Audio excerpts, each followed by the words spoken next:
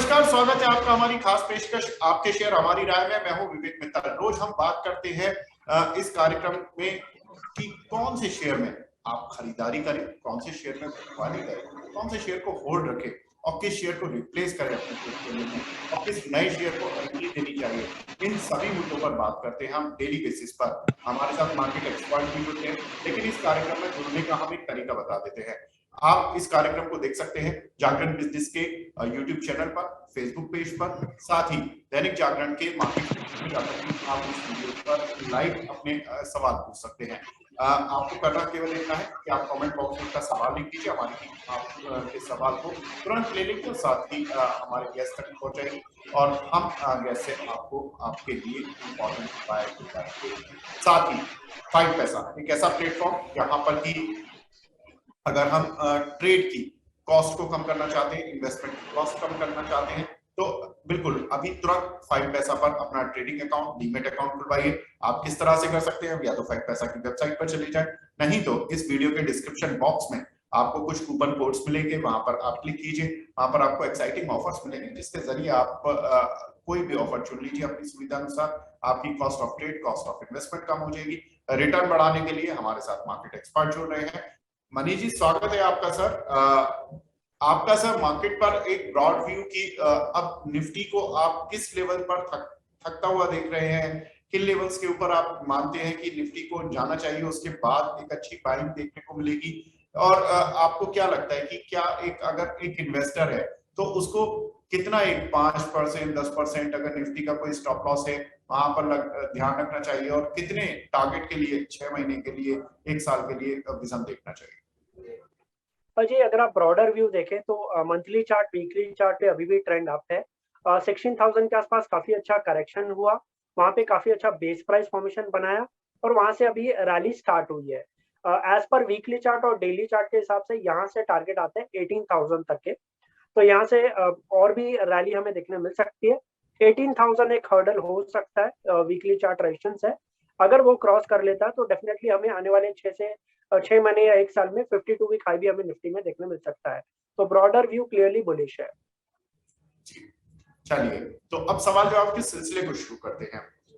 हमारे साथ पहले कॉलर जुड़ रहे हैं, अभय सिंह है गोरखपुर से। अभय जी नमस्कार सर, पूछिए अपना सवाल please. Thank you sir. Sir मेरा क्वेश्चन है कि मैंने रिलायंस इंफ्रास्ट्रक्चर के 1200 शेयर लिए थे 121 रुपए के रेट में, तो अभी इसमें मुझे क्या करना चाहिए? क्या इसे मुझे होल्ड करना चाहिए या बेच देना चाहिए सर? मनीष जी, इन्होंने रिलायंस इंफ्रास्ट्रक्चर के शेयर लिए थे, अभी क्या करें? जी, रिलायंस इंफ्रा में अगर आप देखें 90 के आसपास तक करेक्शन आया था, फिर वहां से हमें रैली देखने मिली 132 रुपीज तक की। अब प्रॉपर रिट्रेसमेंट ये कर रहा है, प्रॉपर पुल बैक कर रहा है। डेली चार्ट पे ये ट्रेंड अप ट्रेंड हो चुका है, तो मुझे लगता है वापस के एक रैली दिखा सकता है। अभी करंट प्राइसेस के आसपास होल्ड करना चाहिए। मुझे लगता है आने वाले दिनों में ये स्टॉक 170 180 के लेवल्स दिखा सकता है, तो डेफिनेटली होल्ड करने की राय होगी। बिल्कुल, तो यहाँ पर होल्ड करने की राय है रिलायंस इंफ्रास्ट्रक्चर पर। वैसे भी इस काउंटर की एक अच्छी पिटाई पीछे देखने को मिली थी 2018 से 21 के समय पर। अनंत अंबानी ग्रुप से जुड़ी एक कंपनी है और यहाँ पर एक काफी पूरे ही ग्रुप के शेयर्स में काफी पिटाई देखने को मिली, लेकिन पिछले अगर हम 1 से 1.5 साल में देखें तो कुछ काउंटर्स इनके रिकवर हो रहे हैं नीचे से बेस बनाकर। लाइक रिलायंस पावर ने भी अच्छी रिकवरी दिखाई है। आई रिमेम्बर 2 से 3 रुपए तक ये शेयर चला गया था, वहां से करीब 4 गुना 5 गुना हो चुका है। Reliance Capital, Reliance Infrastructure, so these kind of companies are performing well, but from these levels, low से recover हो रहे हैं। अगर किसी ने हाई पर पकड़े हो तो there will be a problem. Next collar की तरफ बढ़ते हैं हमारे साथ। अब जुड़ रहे हैं अंकित राज हैं जबलपुर से। अंकित जी नमस्कार सर, पूछिए अपना सवाल प्लीज। नमस्कार सर, मेरे पास इन्फोसिस के 400 शेयर है 1526 के रेट पर। मैं सोच रहा था कि क्या मुझे और खरीद लेने चाहिए और एक्यूमुलेट करने चाहिए। मनीष जी, इन्फोसिस वैसे तो आईटी कंपनीज में जनरली लोग फंसते नहीं, और फंसते भी हैं तो निकल जाते हैं, 1-2 साल ही लगते हैं। लेकिन ये चाहते हैं कि इनका सवाल थोड़ा अलग है। इन्होंने ऑलरेडी लिए हुए हैं 400 शेयर और ये एक्टिवेट और करना चाहते हैं। दैट मींस कि ये ऐसे क्लियर विजन कि इनको पता है कि इन्फोसिस इनको रखना है लंबी अवधि के लिए, लेकिन क्या यही सही लेवल है कि यहाँ पर और एक्टिवेट करें या आपको फर्दर डाउन साइड लगता है? जी, इन्फोसिस के चार्ट में अगर आप देखें डाउनसाइड लिमिटेड लग रहा है, क्योंकि ऑलरेडी ये स्टॉक्स में काफी ज्यादा पिटाई हो चुकी थी और वहां से अब शॉर्ट कवरिंग चालू हुआ है, बॉटम फॉर्मेशन चालू हुआ है, राउंडिंग फॉर्मेशन चार्ट बन रहा है डेली चार्ट पे। तो मुझे लगता है आने वाले दिनों में 1850 और 2000 तक के लेवल्स देखने मिल सकते हैं। तो डेफिनेटली जो बाई किया हुआ है उसको होल्ड करने की राय होगी और फ्रेश बाइंग भी करंट मार्केट प्राइस के आसपास की जा सकती है। जी, तो बिल्कुल तो आप इसको फ्रेश मार्केट में अभी मौजूदा भाव पर ही आप बाय कर सकते हैं। साथ ही इसमें जो टारगेट्स रहेंगे वो 1800 1900 इस रेंज में जाकर रहेंगे। तो लगभग जो इसके 52 वीक हाइस थे वहां पर ये काउंटर दोबारा जाता हुआ दिख सकता है, तो आप इसमें और एक्यूमुलेट कर सकते हैं। अंकित जी, अब हमारे साथ नेक्स्ट कॉलर जुड़ रही है, अर्पिता मुखर्जी है कोलकाता से। अर्पिता जी नमस्कार मैम, आप पूछिए अपना सवाल प्लीज। नमस्कार सर। सर जेंसर टेक्नोलॉजीज के मैंने 600 शेयर खरीद रखे हैं 303 के भाव पे। तो अभी मुझे कितने टाइम के लिए इंतजार करना चाहिए, मतलब कितने टाइम के लिए मुझे इसमें होल्ड करके रखना चाहिए? अर्पिता जी, आप इसमें रिटर्न पाना चाहती हैं, भाव पाना चाहती हैं? क्योंकि थोड़ा नीचे आ गया ये काउंटर, तो आपको लगता है कि मतलब भाव आ जाएगा तो मैं निकल जाऊं, या आपको ये लगता है कि नहीं इसको मुझे लॉन्ग टर्म के लिए रखना है और मैं ज्यादा पैसा कमाना चाहती हूँ? सर अगर लॉन्ग टर्म में ये बेहतर हो सकता है तो मैं इसे लॉन्ग टर्म में रख सकती हूँ, उसी के लिए मुझे थोड़ी इस पे वो चाहिए आपकी राय। बिल्कुल, मनीष जी से राय दिलवाते हैं। मनीष जी, जेंसार टेक्नोलॉजी वैसे तो गोयनका ग्रुप की एक कंपनी है, प्रमोटर अच्छे रहे हैं, कोई प्रॉब्लम नहीं है, लेकिन काउंटर ने अगर देखें तो as compare to other IT counters उतना और परफॉर्मेंस नहीं दिखाया। जिस तरह से हम देख रहे थे कि 240 के लेवल से इसमें एक अच्छी रैली देखने को मिली थी, डबल भी हुई 2020-21 के अगर समय में देखें तो, लेकिन उसके बावजूद जब रिट्रेस हुआ तो ये उन्हीं लेवल्स पर आ गए जहां से चला था। लेकिन अगर हम बाकी आईटी काउंटर्स को देखें, लाइक इन्फोसिस देख लें, टीसीएस देख लें, माइंडट्री देख लें, तो ये काउंटर रिट्रेस हुआ लेकिन 20-30% आफ्टर अगर आप 3 गुना हो जाते हो और उसके बाद 20-30% रिट्रेस होते हो तो not a big deal, but ये काउंटर तो वहीं पर आ गए। जी, लगातार ये स्टॉक डाउन ट्रेंड में है और अगर आप देखो इंपॉर्टेंट सपोर्ट लेवल्स ब्रेक होते जा रहे हैं, तो करंट लेवल पे एग्जिट करने की राय होगी। बट 250 का लेवल काफी ज्यादा क्रूशियल लेवल है। 250 अगर क्रॉस करता है तो वापस स्टॉक एक बार ट्राई कर सकता है 300-320 के आसपास जाने का, लेकिन अभी करंट लेवल के आसपास एग्जिट करने की राय होगी। और यहाँ से डाउन साइड लग रहा है, चार्ट पैटर्न खराब है, डेली चार्ट वीकली चार्ट दोनों का स्ट्रक्चर काफी खराब लग रहा है। जी, तो मनीष जी अगर ये निकलती हैं और आप कोई ऐसा ऑप्शन कुछ दूसरा ऑल्टरनेटिव को दे दे कि ये वहां पर इन्वेस्ट कर ले? जी, डेफिनेटली ऑल्टरनेटिव अगर बात करें तो इन्फोसिस काफी अच्छा ऑल्टरनेटिव रहेगा। जैसे मैंने कहा कि राउंडिंग फॉर्मेशन है और करंट मार्केट प्राइस से 10 से 15% का रैली इन्फोसिस में एक्सपेक्ट कर सकते हैं। तो मैम आप एक काम कर सकते हैं कि आप इस काउंटर से निकल जाएं, जो भी आपका थोड़ा बहुत अगर लॉस भी होता है या भाव भी निकलते हैं, तो आप यहाँ पर उम्मीद बनाने से बेहतर है कि आप आईटी की दिग्गज कंपनी के साथ जाएं, यानी कि इन्फोसिस के साथ जाएं, वहां पर आपको ज्यादा बेहतर रिटर्न मिल पाएगा। तो मनीष जी की ऐसा मानना है, तो आप इन्फोसिस पर मूव कर सकते हैं। चलिए, अब हमारे साथ नेक्स्ट कॉलर जुड़ी है, शालिनी कुशवाहा है गया से। शालिनी जी नमस्कार मैम, पूछिए अपना सवाल प्लीज। नमस्कार सर। सर मैंने इंडिगो के 100 शेयर लिए थे 1866 के रेट पे, तो अब इसमें मैं क्या निवेशित रहूं या नहीं रहना चाहिए? मैम आप इंडिगो के प्लेन में भी बैठते हैं? जी सर। जी, कितनी बार फ्लाई किया आपने? क्या बोल रहे हैं सर? आपने कितनी बार फ्लाई किया इंडिगो के प्लेन से, स्पाइसजेट की प्लेन से? काफी बार।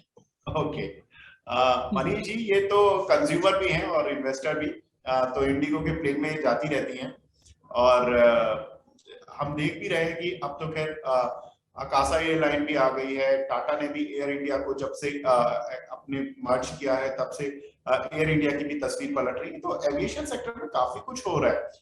इंडिगो का अगर मार्केट शेयर देखें तो इट्स अराउंड 56% के अराउंड, और बाकी 44% में सारी कंपनीज आती हैं। सो आपको क्या लगता है कि ये कंपनी अपना मार्केट शेयर इतना जो 56% के आसपास है उसको बचाए रखेगी और ये शेयर प्राइस भी उसी तरह से मूव करेगा, या इंडियन एविएशन सेक्टर इतना तेजी से ग्रो कर रहा है? लोग डेली में अगर हम देखें तो नए जो लोग होते हैं पहली बार फर्स्ट फ्लाई जो करते हैं वो एविएशन में बहुत लोग जोड़ रहे हैं। So how do you see aviation sector as well as IndiGo? जी, एविएशन सेक्टर काफ़ी ज़्यादा बेटर लग रहा है, क्योंकि अगर आप देखें अब काफ़ी ज़्यादा भीड़ हमें देखने मिलती है एयरपोर्ट पे और काफ़ी ज़्यादा ट्रैवलर्स आ चुके हैं। तो मुझे लगता है यहाँ से इंडिगो में भी काफ़ी अच्छा मोमेंटम है। चार्ट स्ट्रक्चर भी काफ़ी बेटर है, डेली चार्ट और वीकली चार्ट स्ट्रक्चर काफ़ी अच्छा है। सो 1600 के लेवल से जो रैली स्टार्ट हुई है, वो रैली कंटिन्यू हो सकती है और मुझे लगता है आने वाले दिनों में ये स्टॉक का 2500 से 3000 तक का प्राइस रेंज हमें देखने मिल सकता है। तो डेफिनिटली बने रहने की राय होगी और एविएशन सेक्टर और इंडिगो दोनों में ही मुझे लगता है कि यहाँ से और बुलिशनेस हमें देखने मिल सकती है। जी, तो इंडिगो में भी बने रहे मैम, और एविएशन सेक्टर में अगर कुछ लेना चाहते हैं तो एविएशन सेक्टर के भी प्रोस्पेक्ट्स बहुत अच्छे हैं। बहुत ज्यादा विकल्प हालांकि लिस्टेड कंपनीज में नहीं है, ओनली स्पाइसजेट और जेट एयरवेज ही आपको मिलती है। और जेट एयरवेज तो अभी थोड़ा सा प्रॉब्लम के दौर से गुजर रही है, अभी पूरी तरह से ऑपरेशनल नहीं हो पा रही है, तो वहां तो अभी रुक जाइए। लेकिन आप स्पाइसजेट एक ऑल्टरनेट है। मनीष जी, स्पाइसजेट को क्या राय रखते हैं आप स्पाइसजेट पर?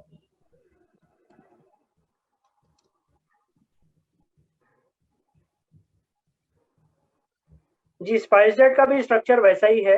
इसमें भी 34 रुपीज़ से रैली हमें देखने मिली थी। अभी प्रॉपर पुल बैक हो रहा है, रिट्रेसमेंट हो रहा है, 52 का प्राइस रेंज टच करके आया। मुझे लगता है वापस इसमें रैली एक पेंडिंग है और ये 70-75 तक जा सकता है। तो स्पाइसजेट में भी व्यू बुलिश रहेगा। जी, तो स्पाइसजेट पर भी व्यू बुलिश है और इनको इंडिगो पर भी व्यू बुलिश है। तो दैट मींस कि अगर हम देखें तो ओवरऑल एविएशन सेक्टर में दो ही कंपनियां हैं मेन जो ऑपरेशनल है, और उसमें भी दोनों में ही व्यू बुलिश है, तो कोई ऐसी प्रॉब्लम नहीं है। चलिए, अब हमारे साथ नेक्स्ट कॉलर जुड़ रहे हैं, शरद यादव है दिल्ली से। शरद जी नमस्कार सर, पूछिए अपना सवाल। नमस्कार सर। सर मैंने आईटीसी के 400 शेयर 280 रुपए के रेट में लिए थे, लंबी अवधि में रहें या बेच दें सर? बिल्कुल। मनीष जी, वैसे तो आईटीसी एक आउट परफॉर्मर के तौर पर निकला है 2022 में अभी तक, और 210 रुपए का शेयर 300 रुपए की रेंज पे आ गया। एक बेहतर डिविडेंड यील्ड कंपनी, जिसमें कि करीब 7 से 8% का डिविडेंड यील्ड आ जाता है। क्या करना चाहिए? 280 के भाव पर भी वही सोच रखनी चाहिए जो 210 पर थी? जी, काफ़ी साल 8-10 सालों के बाद लॉन्ग टर्म इन्वेस्टर्स को अभी वैल्यू अनलॉकिंग ये स्टॉक्स में मिल रहा है और मुझे लगता है अभी इसमें और मोमेंटम आना बाकी है। डेली चार्ट और वीकली चार्ट के हिसाब से 450 टू 500 तक के प्राइस रेंज आते हैं।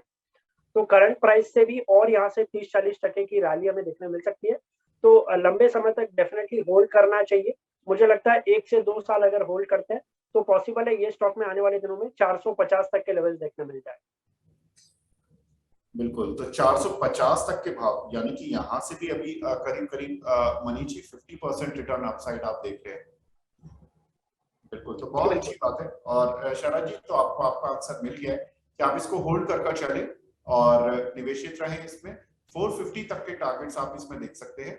और डिविडेंड की जैसा कि हमने बताया कि करीब कंपनी 8 से 10 रुपए पर शेयर का डिविडेंड दे देती है, तो आपको अच्छा खासा एक डिविडेंड की अर्निंग आ जाती है। जब कैपिटल एप्रिसिएशन होगा वो अलग होगा। तो it's like buying a house और उसमें आप रेंट पर दे देते हैं, तो आप सोचते हैं कि कैपिटल एप्रिसिएशन जब मकान का दाम बढ़ेगा जब तो ठीक है, लेकिन उसके अलावा आपको किराए की इनकम आ रही है, तो ये आपकी जो डिविडेंड इनकम होती है, किराए की इनकम मान लीजिए, और जो कैपिटल एप्रिसिएशन होगा in times to come that would be your actual gain. तो आप इस काउंटर पे बने रह सकते हैं। अब नेक्स्ट कॉलर हमारे साथ जुड़ रहे हैं, अखिलेश त्रिपाठी है मुंबई से। Akhilesh ji sir, good afternoon, पूछिए अपना सवाल प्लीज।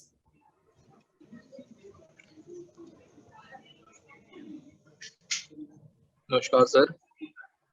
नमस्कार सर, पूछिए अपना सवाल। सर मैंने सिप्ला के 500 शेयर 1005 के भाव पर खरीदे थे, तो सर इसमें मुझे आगे और क्या करना चाहिए? क्या मुझे और निवेश करना चाहिए? बहुत अच्छी बात है। और सिप्ला में देखिए अच्छा एक निवेश इन्होंने किया है और एक ब्लू चिप कंपनी फार्मा की, और उसमें रिटर्न भी मिल रहा है। मनीष जी, इनको क्या करना चाहिए? और जी डेफिनेटली होल्ड करने की राय होगी। अगर आप सिप्ला का ओवरऑल चार्ट स्ट्रक्चर देखें तो पूरे फार्मा सेक्टर में सबसे ज्यादा स्ट्रॉन्ग स्टॉक जिस स्टॉक में सबसे ज्यादा स्ट्रेंथ है वो मुझे लगता है सिप्ला स्टॉक है। सिप्ला का डेली चार्ट स्ट्रक्चर भी काफी अच्छा है, वीकली चार्ट पे भी ब्रेकआउट के आसपास है।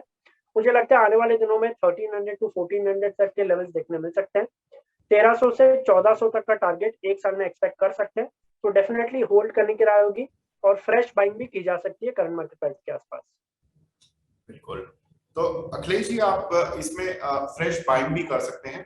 और इसको होल्ड कर चल सकते हैं 1400 से 1500 रुपए के टारगेट्स के लिए। लंबी अवधि का शेयर है, कोई ऐसी प्रॉब्लम नहीं है। आपको एक अच्छा अगर 1400 से 1500 रुपए के भाव पर पहुंच जाता है, दैट मींस कि you will be getting somewhere around 50% return on your investment. So that's a smart investment अगर आप in terms of return side देखें तो इससे ज्यादा बेहतर। और फार्मा में एक डिफेंसिव सेक्टर माना जाता है कि व्हेनेवर द मार्केट फॉल्स तो pharma out perform the market. तो फार्मा में ऐसा होता है क्योंकि माना जाता है कि फार्मा की डिमांड कम नहीं होती है। यानी कि दुनिया में कुछ भी हो रहा हो, लोग जो दवाई खा रहे हैं और उनको दवाई खानी ही पड़ेगी। जो रेगुलर दवाइयां हैं, जो लोग बीमार हो रहे हैं उनको बीमारी में दवाइयों की जरूरत होती है, उसको रोका नहीं जा सकता। तो इसीलिए फार्मा को एक डिफेंसिव सेक्टर माना जाता है। सेम केस एफएमसीजी में भी होता है। एफएमसीजी में लेकिन ये हो जाता है कि थोड़ा सा ब्रांडेड और नॉन ब्रांडेड का चक्कर हो जाता है कि ब्रांडेड जो कंपनीज होती हैं, कई बार लोग वहां से मूव करके नॉन ब्रांडेड पर चले जाते हैं। क्योंकि घर में अगर आप पेस्ट कर रहे हैं, साबुन यूज कर रहे हैं, तो उसकी आप कॉस्ट भले ही कम कर सकते हैं लेकिन इग्नोर नहीं कर सकते। तो इसीलिए फास्ट मूविंग कंज्यूमर गुड्स और फार्मा सेक्टर, इन दोनों को ही डिफेंसिव सेक्टर के तौर पर माना जाता है कि कुछ भी हो रहा हो लेकिन इनमें बाइंग रहेगी, यानी कि इनके प्रोडक्ट्स की डिमांड बनी रहेगी। तो दैट्स द ओनली थिंग। और आपने बहुत अच्छे रेट्स पर लिया Cipla, so you are getting smart money on that. तो ऐसा कुछ प्रॉब्लम नहीं है। मनीष जी, आपकी कोई टॉपिक्स जो आप दर्शकों के साथ शेयर करना चाहें कि इन काउंटर्स में अगर हम 1 साल के लिए या 2 साल के लिए कुछ निवेश करना चाहें, या कोई short term trading picks, whatever you want. जी, पहला भारतीय एयरटेल बाय रहेगा। भारतीय एयरटेल में 5G आने के बाद में काफी ज्यादा स्टॉक प्राइस का स्ट्रक्चर काफी अच्छा हुआ है और मुझे लगता है आने वाले दिनों में भारतीय एयरटेल में काफी डिमांड हमें देखने मिल सकती है। करंट मार्केट प्राइस के आसपास बाय करना चाहिए। इसमें 1000 तक के पोजिशनल टारगेट हम लोग एक्सपेक्ट कर सकते हैं। तो पहला पिक रहेगा भारतीय एयरटेल। दूसरा रहेगा टाटा केमिकल। टाटा केमिकल में डेली चार्ट और वीकली चार्ट पे एक बहुत ही बेहतरीन ब्रेकआउट देखने मिला है और काफी अच्छे वॉल्यूम के साथ में। मुझे लगता है आने वाले दिनों में यहाँ से 15-20% की रैली टाटा केमिकल में भी हमें देखने मिल सकती है।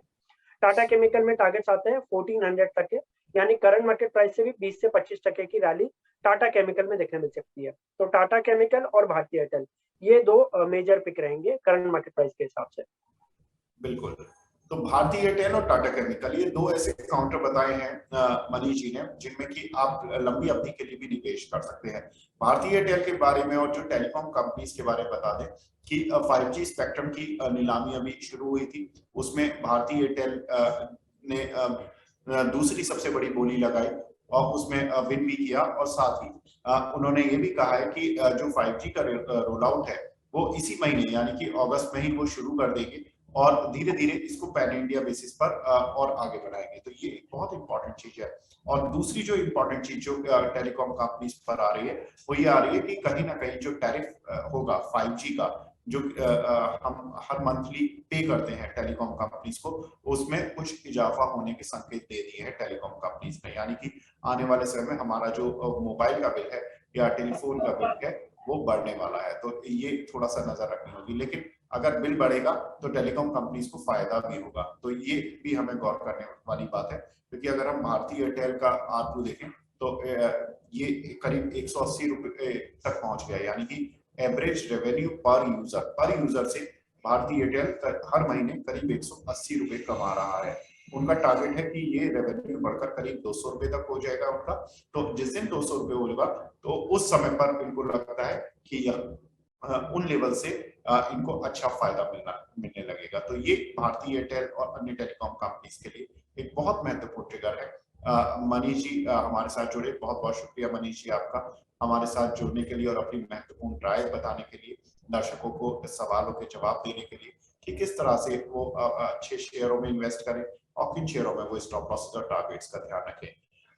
साथ ही अगर आप जब ये तो बात होती है जब हम रिटर्न की बात करते हैं कि रिटर्न कैसे बढ़ाएं, लेकिन जब हम बात करते हैं कि हमें कॉस्ट कैसे कम करनी है, तो कॉस्ट कम करने के लिए हमें 5 पैसा भूलना नहीं चाहिए। 5 पैसा एक ऐसा प्लेटफॉर्म जहां पर कि ना तो इन्वेस्टिंग आपको कॉस्ट कम ही करती है, इनफैक्ट आपको रिटर्न बढ़ाने में मदद करती है। वो किस तरह से कि आप जब रिसर्च रिपोर्ट खोलकर देखते हैं, बहुत सारी जो एक्सपर्ट्स की राय होती है उनको देखते हैं, तो उससे आपको एक व्यू बनता है कि आपको किस तरह से इन्वेस्ट करना है और कॉस्ट किस तरह से कम कर सकते हैं। आप अगर एक ट्रेडिंग अकाउंट या डीमैट अकाउंट खुलवाते हैं और 5 पैसा के थ्रू आप इन्वेस्ट करते हैं तो आपकी जो कॉस्ट ऑफ इन्वेस्टमेंट होती है वो कम होगी, क्योंकि जो 5 पैसा के चार्जेस हैं बहुत मिनिमम है, तो जिसकी वजह से आपको एक अच्छा खासा बेनिफिट अपनी ट्रेड या इन्वेस्टमेंट पर मिल पाएगा।